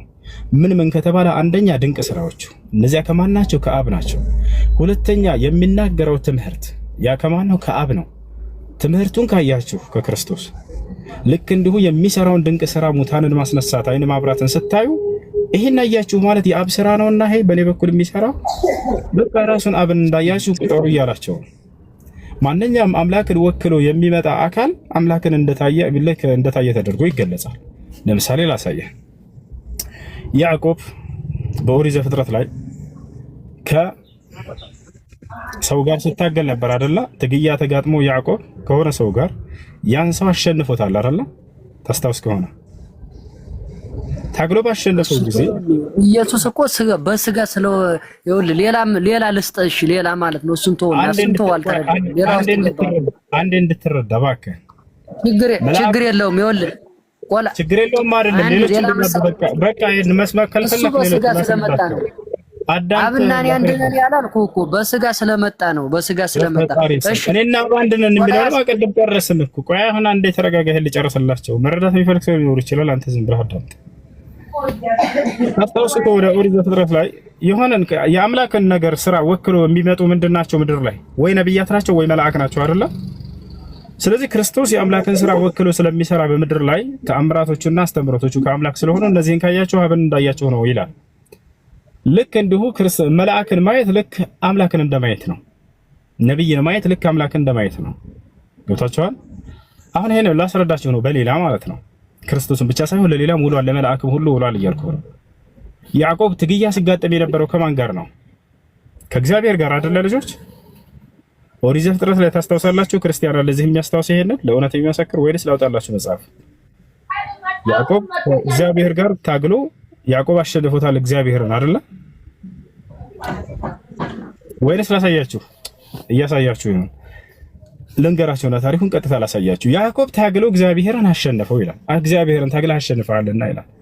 ያዕቆብ ግን በትክክል የታገለው ምንድን ነው? መልአክ ነው ታግሎ ያሸነፈው። በሌላ ቦታ ላይ መልአክን ታግሎ እንዳሸነፈ ተገልጿል።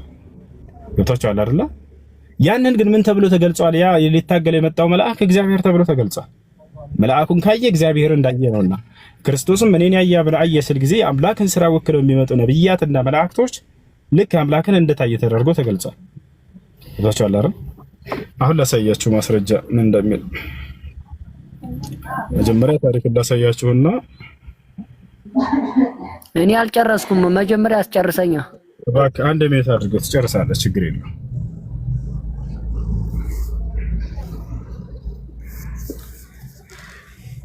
ኦሪት ዘፍጥረት ምዕራፍ 32 ቁጥር 22 በዚያችም ሌሊት ተነሳ ሁለቱን ሚስቶቹንና ሁለቱን ባሪያዎቹን 11ዱንም ልጆቹን ወስዶ የያቦቅን ወንዝ ተሻገረ። ያዕቆብ ማለት ነው። ወሰዳቸውም ወንዙንም አሻገራቸው፣ ከብቱንም ሁሉ አሻገረ። ያዕቆብ ግን ለብቻው ቀረ። አንድ ሰውም እስከ ንጋት ድረስ ይታገለው ነበር። እንዳላሸነፈውም ባየ ጊዜ የጭኑን ሽልዳ ነካው። ያዕቆብም የጭኑን ሽልዳ ሲታገለው ደነዘዘ። እንዲህም አለው ሊነጋ አቀላልቷልና ልቀቀኝ። እርሱም ካልባረከኝ አልለቅህም አለው። እንዲህም አለው ስምህ ማን ነው? እርሱም ያዕቆብ ነኝ አለው። አለውም ከእንግዲህ ወዲህ ስምህ እስራኤል ይባል እንጂ ያዕቆብ አይባል፣ ከእግዚአብሔርም ከሰውም ጋር ታግለህ አሸንፈሃልና ይላል። አሁን እዚያ ጋር ሲታገለው የነበረው ከእግዚአብሔር ጋር ታግለህ አሸንፈሃል ይላል። ያዕቆብ እግዚአብሔርን ማን ነው አሸንፎት ነው? እንዳው በእውነቱ አይደለም። አምላክ በፍጹም በፍጥረታት አይሸነፍም። ልጆች አስተውሉ ክርስቲያኖች፣ አምላክ በፍጥረታት ተሸንፎ አይደለም። ግን እግዚአብሔር የተባለው እዚያ ጋር ያዕቆብ ታግሎ ያሸነፈው ምንድነው? የአምላክ ተወካይ የሆነው መልአክን ነው። ኑ ላሳያችሁ። እዛው ላይ ያዝልኝ። እሱ እዛው ላይ ያዝልኝ። እሺ ለያዝልህ ያ በከፈት በዛው ላይ ያዕቆብ ከመልአክ የሚልበትን ንገረኝና ያሳየህ። ስታገል ሌሊቱን ስታገል ያደረ አሳየህ። እሺ ያዕቆብ ስታገል ያደረው ካልባረከኝ አለቅህም ብሎት ነው። አዎ ያውና 12:5 ላይ ምን ይላል? በማህፀን ውስጥ ወንድሙን በተረከዙ ያዘው፣ በጉልምስናነቱም ወይም በወጣትነቱ ጊዜ ከአምላክ ጋር ታገለ፣ ከመልአኩም ጋር ታግሎ አሸነፈ። ከማን ጋር? ከአምላክ ጋር ታገለ። ከማን ጋር? ያ ቆይ ረጋ በል እንጂ አልጨረሰም። ያው 4 ነጥብ አላደረገልህም። የአምላክ የተባለው ማን እንደሆነ ሊገልጽልህ ነው። ከዛ ቀጥሎ ምን አለ? ከመልአኩም ጋር ታግሎ አሸነፈ፣ አልቅሶም ለመነው፣ በቤቴልም አገኘው፣ በዚያም ከእኛ ጋር ተነጋገረ ይላል። ገብታችኋል? ስለዚህ ያ ሲታገል የነበረው ከምን ጋር ነው? አምላክ የተባለው ከመልአኩ ጋር ነበረ። ከመልአኩ ጋር እየለመነው የነበረው ያንን መልአክ ነበር። እርሱም የሰራዊት አምላክ እግዚአብሔር ነው። ስለዚህ እየታገለ የነበረው እዚያ ጋር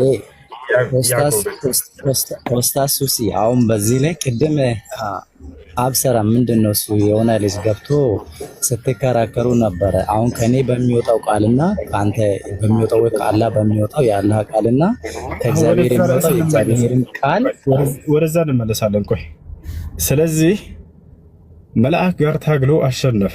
ያንን አስተካክል ሚወት ያድርግ። ርዕስ ልትቀይረው ወደ መጀመሪያ ትመለስና የልጁ የመጀመሪያ ቅድም ገብቶ የነበረው ልጅ የሆነውን ጨርሰው። ስለዚህ ከማን ጋር ነው ታግሎ ያሸነፈው? ከመልአክ ጋር። ግን ምን አለ? ከእግዚአብሔር ጋር ታግሎ አሸንፏል ተባለ።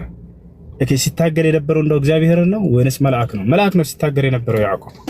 ስለዚህ መልአኩ የአምላክን ስራ ወክሎ በምድር ላይ ስለሚሰራ ነቢዩ ኢየሱስም ወይንም መልእክተኛው ኢየሱስ ክርስቶስም የአምላክን ስራ ወክሎ በምድር ላይ ስለሚሰራ እኔን ያየ አብን አየ አለ። ልክ መልአኩን የታገለ አምላክን እንደታገለ ነው በሚለው ሂሳብ ማለት ነው እንጂ ሌላ አይደለም።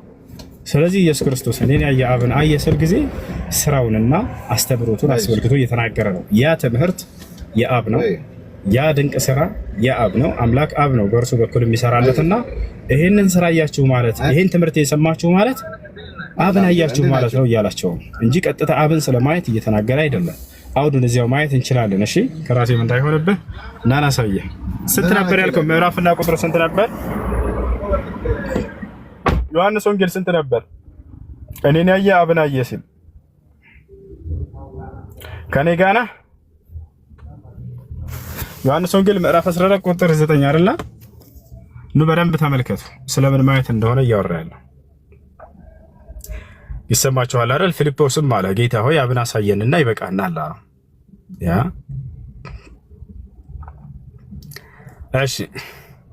ኢየሱስም አለው አንተ ፊልጶስ ይህን ያህል ዘመን ከእናንተ ጋር ስኖር አታውቀኝምን? እኔን ያየ አብን አይቷል። እንዴትስ አንተ አብን አሳየን ትላለህ? ምን ለማለት እንደሆነ ታዲያ ክርስቶስ ከታች አብራራላችሁ። ተመልከቱ። እኔ በአብ እንዳለሁ አብን በእኔ እንዳለ አታምንምን? ለምን? እኔ የምነግራችሁ ቃል አንድ ከራሴ አልናገረውምና አላያችሁ አይደለ? ከማን ነው? ከአብ ስለሆነ ያን ሰማችሁ ማለት ያን አያችሁ ማለት አብን አያችሁ ማለት ነው እያለ እየነገራቸው ነው። እኔን አየ አብን አየ ማለት በቃ እኔ የምነግራችሁ ቃል እዚህ ጋር ያለው ቁልፉ ከራሴ አልናገረውምና አንድ።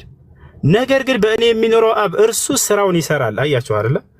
የሚናገረው ንግግር ክርስቶስ ከአብ ነው። በኢየሱስ ክርስቶስ በኩል ስራውን የሚሰራው ማን ነው? አብ ነው። ስለዚህ ይሄን አያችሁ ማለት ስራውን ክርስቶስ የሚሰራው ስራና አብ ማን ነው? ክርስቶስ የሚናገረው ንግግር ትምህርቱ ከአብ ስለሆነ ይሄን አያችሁና ሰማችሁ ማለት ልክ አብን እንዳየህ ነው። በቃ خلاص ገብታችኋል አይደለ? ይሄ ነው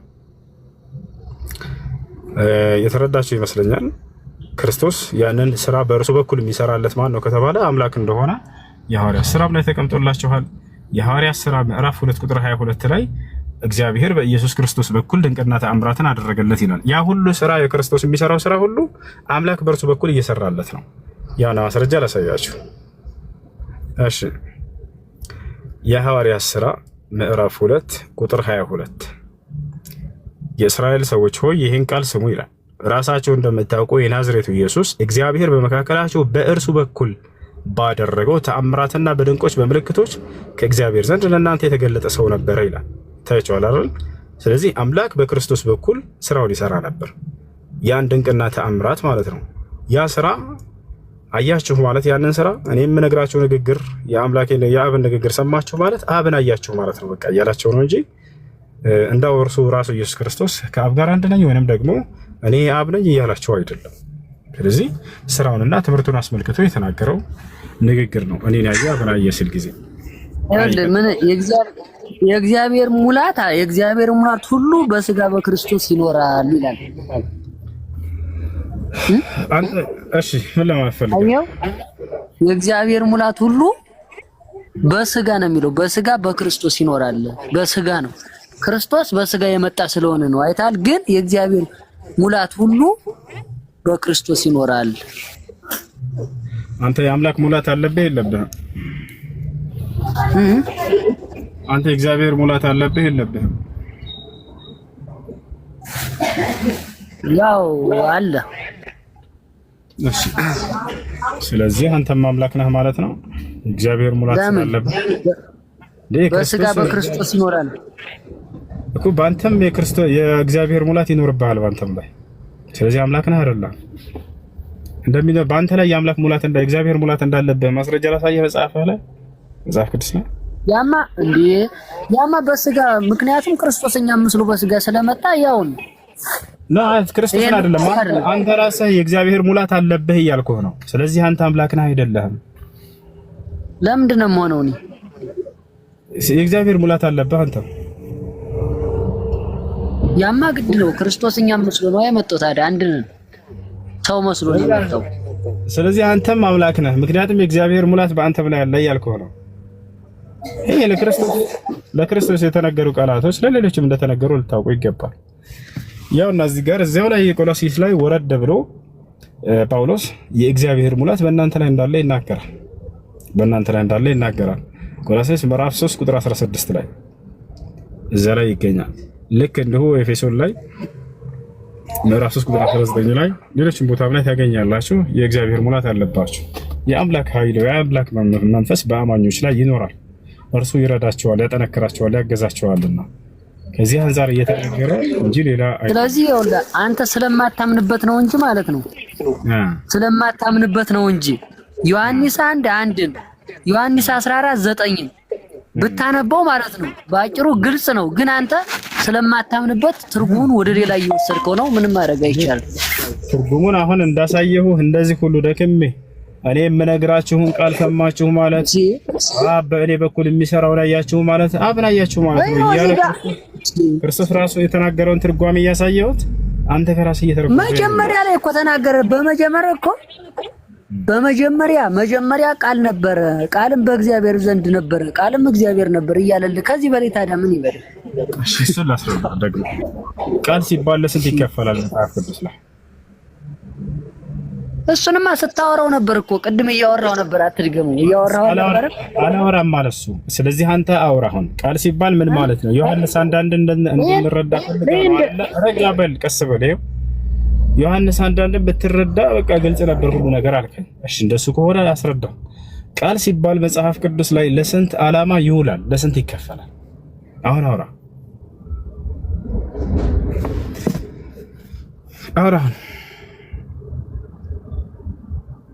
ንበት በቃ ቀይራው ጨርሻለሁ። እኔ ጨርሻለሁ። በቃ መረዳት አይፈልጉም። ወላሂ መረዳት ለሚፈልግ ሰው አሁን ዮሐንስ 1:1 በደንብ ላስረዳችሁ። አላህ ቁርአን ላይ በደንብ አድርጎ ስለዚያ ጉዳይ ስለተናገረ ችግር የለውም። ቁርአን ላይ ሳልሄድ እዛው መጽሐፍ ቅዱስ ላይ ሆኜ ላስረዳችሁ። እሺ፣ በመጀመሪያ ቃል ሲባል ጊዜ የክርስቶስን አጀማመር የሚገልጽ ነው። አንድ ነገር በመጀመሪያ ከተባለ በቃ አምላክ እንዳልሆነ እዚያ ጋር ነው የሚያልቀው። አምላክ መጀመሪያ ያለው ተብሎ የሚገለጽለት አይደለምና እንዳም ዮሐንስ 1:1 የክርስቶስን ፍጡርነት በደንብ ከሚናገር ጥቅስ ነው ብዬ ነው የማምነው። አንድ ነገር በመጀመሪያው ተብሎ ከተገለጸ መጀመሪያ ያለው አምላክስ መጀመሪያ ያለው እርሱ ለይሰ ለሁ ቢዳየቱን ወለይሰ ለሁ ኒሃያ በል ሁወ አዘልዩን ወአበድዩን ወሰርመዲ። እርሱ መጀመሪያና ፍጻሜ የለውም። አምላክ በመጀመሪያ ተብሎ መገለጹ የመጀመሪያው ፍጡርነትን የሚገልጽ ነው። ማስረጃ ከዛው ከመጽሐፍ ቅዱስ ላይ ሰማይና ምድር ፍጡር ናቸው አይደሉም? ናቸው። ምን ተብለው ተገልጸዋል? ልክ ክርስቶስ በተገለጸበት በመጀመሪያ ተብለው ተገልጸዋል። ኦሪት ዘፍጥረት ምዕራፍ 1 ቁጥር 1 በመጀመሪያ እግዚአብሔር ሰማይና ምድርን ፈጠረ ይላል። በመጀመሪያ ኢየሱስ ክርስቶስ ቃል ነበረ ይላል። አንድ አይነት ቃል። ስለዚህ በመጀመሪያ ተብሎ መገለጹ ፍጡር መሆኑን የሚገልጽ ነው። እንደውም ቃል ነበረ ይላል። ምን ለማለት ነው? በመጀመሪያ ቃል ነበረ ሲባል ጊዜ ምን ይመስላችኋል? ክርስቶስ በነቢያት የተገባ የተስፋ ቃል ነበረ። ነቢያቶች ተነግሯቸው ነበረ ክርስቶስ እንደሚመጣ በተስፋ ደረጃ። አይሁዶች ይህን ነገር ክደዋል፣ የተስፋ ቃል መሆኑን ማለት ነው። ገብታችኋል? አምላክ በነቢያት በኩል መጀመሪያ ሲናገር ነበረ ክርስቶስ ይባል ይመጣላችኋል እያሉ በየነቢያቱ ላይ ነግሯቸዋል። ያ መሲህ የተባለው እርሱ ነው። አይሁዶች ይህን ስለካዱ በአይሁዶች ፊት ዮሐንስ ቆሞ እየመሰከረ መሆኑን እንዳትረሱ። አይሁድ ቆሞ እየተናገረ ነው። ገብታችኋል አይደል? እዚያው ላይ ወረድ ብላችሁ ስታዩት ጊዜ ይህም የዮሐንስ ምስክር ነበር አይሁዶች በጠሩትና በጠየቁት ጊዜ ይላል። እዚያው ላይ ወረድ ብሎ ቆሞ እየነገራቸው ነው። እነርሱ ክደዋል ክርስቶስነቱን። እርሱ ግን በመጀመሪያው ቃል ነበር እያላቸው ነው። እሱ የተስፋ ቃል ነበር። አምላክ በነቢያት በኩል ተስፋ ገብቶላቸው ነበር። የተስፋ ቃል መሆኑን እስከ ራስህ ነው ወይ የፈታህ ወይስ ማስረጃ አለ? ለማስረጃ አለ። የሐዋርያት ሥራ ምዕራፍ 13 ቁጥር 23 ላይ ላሳያችሁ። እግዚአብሔር የተስፋ ቃል አድርጎ ክርስቶስን ለነቢያት ቃል ገብቶላቸው ነበር። የሐዋርያት ሥራ ምዕራፍ 13 ቁጥር 23 ላይ ላሳያችሁ ምን እንደሚል 23 ይታያችኋል። ያው ከዚህም ሰው ዘር እግዚአብሔር እንደ ተስፋው ቃል ለእስራኤል መድኃኒትን እርሱን ኢየሱስን አመጣ ይላል። እንደምኑ? እንደ ተስፋው ቃል። አያችሁ አይደለ? ስለዚህ ክርስቶስ በተስፋ ደረጃ የነበረ የተስፋ ቃል ነው። ያ ማለት በነብያት ባለፉት ነብያት ተስፋ ተገብቶላቸው ነበር፣ ቃል ተገብቶላቸው ነበር ክርስቶስ ይመጣል የሚል። ያ ቃል ታዲያ ከማን ዘንድ ነበር? ከአምላክ ዘንድ ነበር። አዎ ያ ቃል ከአምላክ ዘንድ እንጂ ከፍጡር ዘንድ አይደለም። አምላክ በነብያት በኩል ቃል ሲገባላቸው የነበረው ነገር ያ ቃል ኪዳን ከእርሱ ዘንድ ነበር። ያም ቃል አምላክ ነበር የሚለው ላይ ነው አሁን ጥያቄው። ስለዚህ አምላክ ነው ማለት ነው። ዞራችሁ ስለዚህ አምላክ ነው ማለት ነው እያለ ነው። አሁን ቀጥታ ምን እንላለን?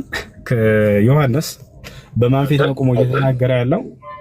ልጆች በማን ፊት ነው ዮሐንስ ቆሞ እየተናገረ ብያቸዋለሁ? በአይሁዳውያኖች ፊት። በአይሁዳውያኖች ፊት ነው። ገብታችኋል አይደል? ታዲያ አምላክ ነበር ሲላቸው ምን ለማለት ነው? ይሄን ለመረዳት አይሁዶች አምላክ የሚለውን ለስንት ዓላማ ይረዱታል? ለሁለት። አንደኛ መለኮታዊ አምላክነት፣ ሁለተኛ የስልጣን የሹመት አምላክነት። የስልጣን የሹመት አምላክነት እንዳለ አይሁዶች ይረዳሉ በመጽሐፋቸው ላይ። አዎ ይረዳሉ። ማንን ነው እንደዛ የሚሉት ታዲያ? ነብያቶችን። ማስረጃ ኦሪት ዘጸአት ምዕራፍ 7 ቁጥር 1 ላይ ሙሴን እግዚአብሔር ምን አለው? አምላክ አድርጌሃለሁ ይለዋል። አያችሁ አይደል? አምላክ አድርጌሃለሁ። ስለዚህ አምላክ ተብለዋል። ሌላ ከክርስቶስ እስከ አዲስ ኪዳን ማስረጃ አለው የነብያቶች አምላክ እንደሚባሉ? አዎ ኢየሱስ ክርስቶስ ምን አለ? የእግዚአብሔር ቃል የሚመጣላቸው ግን አምላክ ናቸው ተብለዋል አለ። አያችሁ አይደል? የአምላክ ቃል የሚመጣለት ምንድነው? ነብይ። ነብይ ምን ይባላል? አምላክ ይባላል። ስለዚህ ዮሐንስ ምን እያላቸው ነው?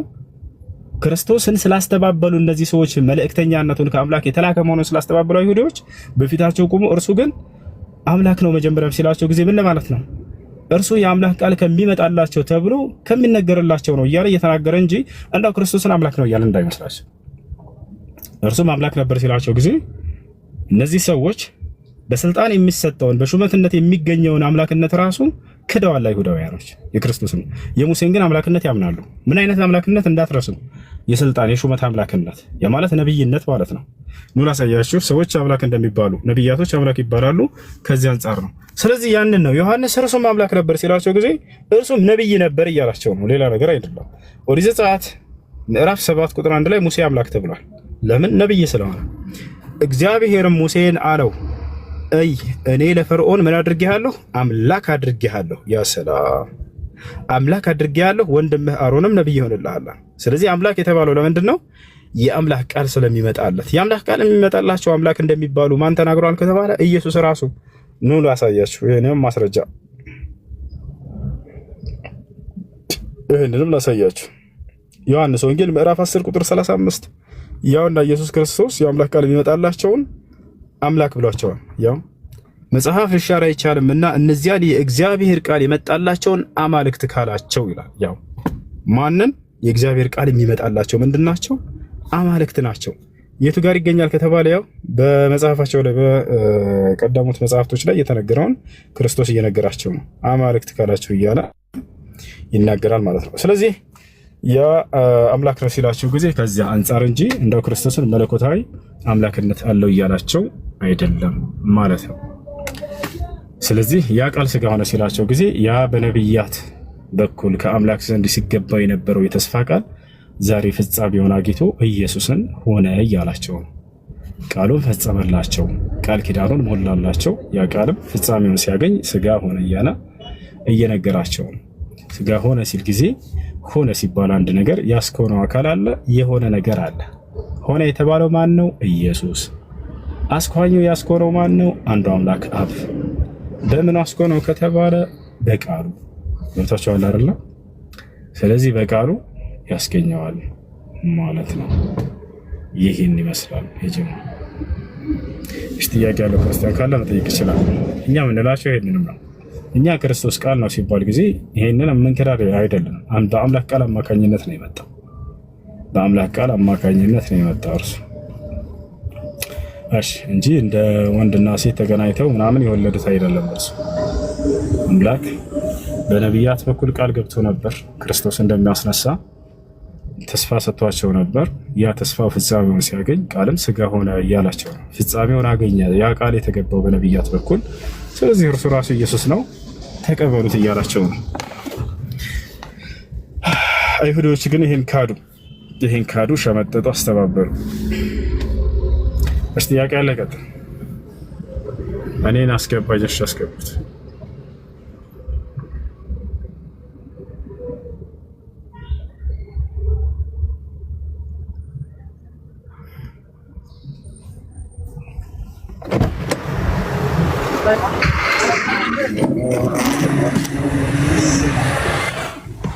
እሺ ሰላም፣ እንዴት ናችሁ? ሰላም ነው። ደህና ነህ?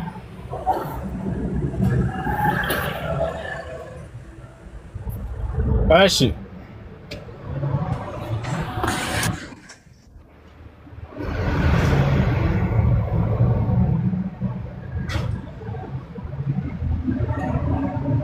እሺ ይሰማሃል?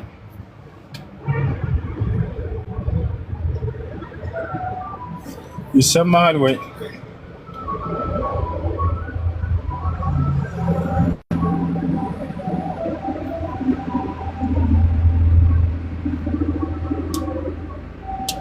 ኦኬ ሰላም ለእናንተ ሆነ። ይሰማኛል። እንዴት ናችሁ? ደህና አልሐምዱሊላህ። ሰላም ነው። ስለ ቃል ኩነት እያወራህ ነበር አይደለ? ኦኬ አካላዊ ቃል መለኮታዊ ባህሪ የለውም እያልክ ነበር አይደል?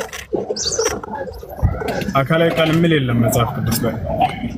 ኦኬ እስኪ ምዕራፍ 1 ዮሐንስ ወንጌል እስኪ አንብብልኝ። እያነበብነው ነበር። እስከ ሐሳብህን ስጠው ወይንም ጥያቄ እኮ ለኔ መልስልኝ። እኔ አዲስ ነው የገባው። ጥያቄን ጠይቅና ልመልስልህ። ጥያቄ እኔ አካላዊ ቃል መለኮታዊ ባህሪ ያለው ልልህ።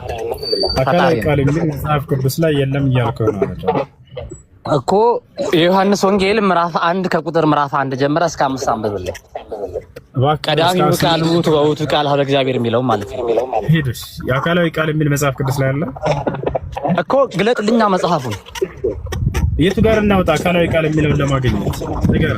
ምዕራፍ 1 ንገረኝ እና ስለ አካላትና ስለ መለኮታዊ ባህሪ ከዛ ጋር ንገረኝ ነው። አንተ እንድትነግረኝ ሳይሆን መጽሐፉ እንድነግረኝ ፈልጌ ነበር። አካላዊ ቃል የሚል አለ እኮ። ስለ መጽሐፉ ከአንተ ይልቅ እኔ የተሻለ መረጃ አለኝ አይደለ? የለህም አንተ መረጃ ካለ አንተ የለህማ። ኖ አንተ የለህም። አካላዊ ቃል ነው የሚል ቃል አለ እዚያ ላይ ወይስ የለም እኮ? ንገረኝ። መጀመሪያ መጽሐፉን ግለጠውና አንብበዋል። መጽሐፉን ግለጠዋ። አዳም ጥርጋ በለ አካላዊ ቃል ነው የሚል አለ ወይስ የለም? እሱ ጀምር እኮ ላሳይህ እኮ ነኝ አይደለ? ከዛ የመጽሐፍ ቅዱስ ገጸ ምንባብ ላይ 2 አካላት እንዳሉ ላሳይህ ነው። እንደሱ አንተ ሳትሆን የምታሳየኝ መጽሐፉ አካላዊ ቃል የሚል እንዳለ እንድታሳይ ፈልጋለሁ። አካላዊ ቃል የሚል አለ እዛ ላይ። ቃል በቃል ነው የምትፈልገው? አዎ ቃል በቃል። ኦኬ ኮመንታሪም ትፈልጋለህ? ቃል በቃል አካላዊ ቃል ነው የሚል አለ እዛ ላይ ዮሐንስ ሲናገር። እስኪ እኮ እኔ ምን መሰለህ፣ አሁን ስለ አካላዊ ቃል አይደለም የምጠይቀኝ። ቃል መለኮታዊ ባህሪ አይደለም። መለኮታዊ ባህሪ ካልሆነ ምዕራፍ 1 ግለጠው ያልኩ ነው። አካላዊ ቃል የሚለን ተውከው? አልተውኩትም። ካልተውከው ስለዚህ ለምን ነው ግለጠው ያልኩ እኮ ነው መጽሐፉን አይደለ እንዴ? ግለጠው መጀመሪያ ስለ መጽሐፍ ቅዱስ ገጸ ምንባብ ከመተርጎም በፊት ግለጠው ያልኩ ነው እኔ። አንዴ እባክህ። ስለዚህ አካላዊ ቃል ነው የሚል ዮሐንስ ወንጌል ላይ አለ ወይስ የለም? ተው ዮሐንስ ወንጌል ሙሉ መጽሐፍ ላይ አካላዊ ቃል የሚል አለ? አዎ አለ። ግለጠው ላሳይህ። ምዕራፍ 1 ግለጠው ላሳይህ። አንዴ አካላዊ ቃል የሚል ቃል ያሳየን ነው። አንዴ ክፈትለት ዮሐንስ ወንጌል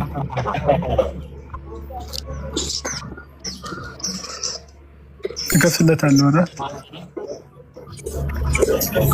ዮሐንስ ወንጌል ምዕራፍ 1 ቁጥር 1 አንብበው ግለጠው። እና በምን ቋንቋ ልክፈትልህ? በአማርኛ አድርገው አንተ በምትሰማበት ቋንቋ። እሺ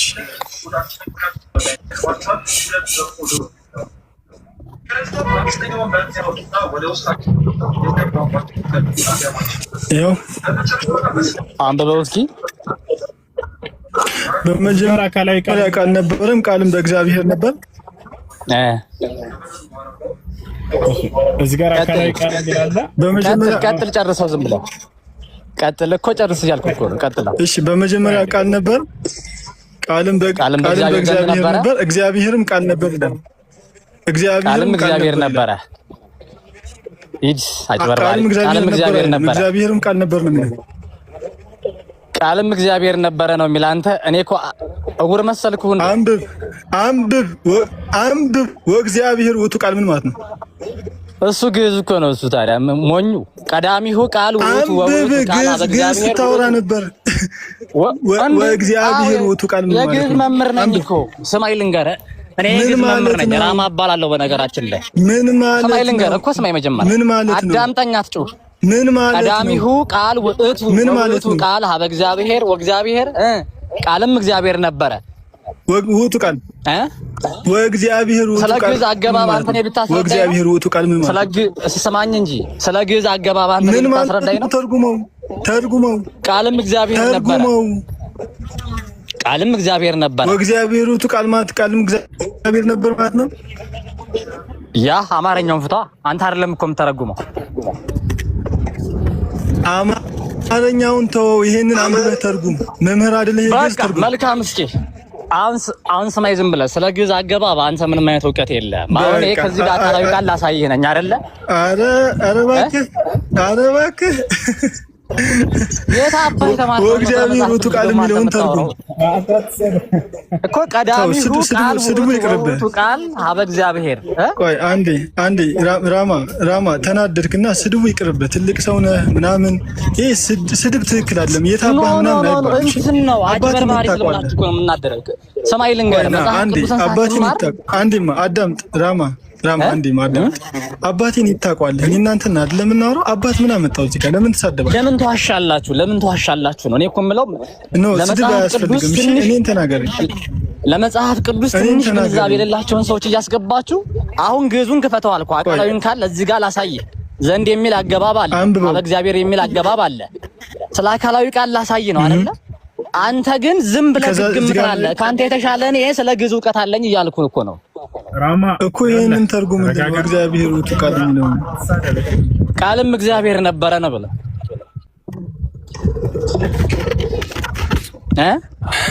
እሺ፣ አካላዊ ቃል የሚላል እዚህ ጋር። አይ እንትን ነው።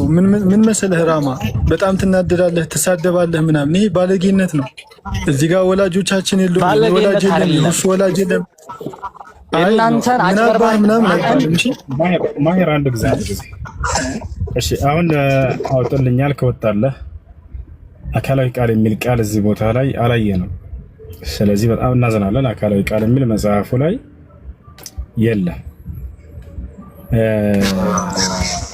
ክርስቶስ የትኛው ስፍራ ላይ እኔ ቃል ነኝ ወይንም እኔ የእግዚአብሔር ቃል ነኝ ብሎ ያስተማረበት ቦታ የለም። የክርስቶስ ትምህርት አይደለም። ይሄ ደግሞ አንተ የምታውቀው ነገር ነው። ምናልባት መምህር ነህ ስትል ነበር ቅድም ካልተሳሳትኩ። የክርስቶስ ትምህርት አይደለም። ራማ